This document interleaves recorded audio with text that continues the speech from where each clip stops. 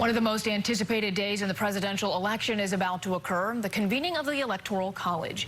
Here in North Carolina, there are 15 electors. And tonight, CBS 17's Steve Sprague spoke with 2 of them to get a sense of how they're dealing with all the focus on the process this year. North Carolina's electors will meet here in the Old House chamber, and they'll be casting their ballots at noontime. The last time North Carolina electors did this was in 2016, at a time when Donald Trump lost the popular vote but won the Electoral College. And Congress certified him as the winner after tallying up electoral votes from all 50 states. Donald Trump of New York has received, for President of the United States, 304 votes. This time around, there's much more controversy. I spoke with a school teacher and a retired lawyer, both of whom were voting in the North Carolina Electoral College for the first time. Do you think the system works? Yes. The selection of a president of the United States requires a broad-based political and geographical consensus. Do you think, with all the controversy surrounding this, all the legal challenges, that this will be the last word?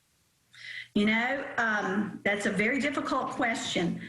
I would like to think that it's not going to be, because, of course, I still would like to have President Trump. Will this Electoral College vote stick?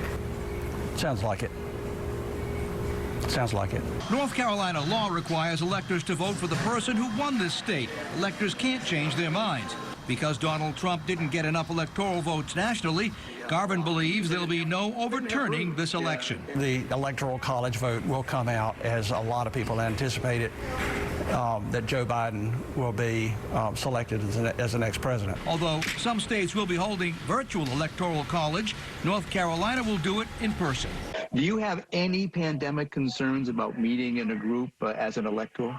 No, I do not. You know, I think that we all have risk.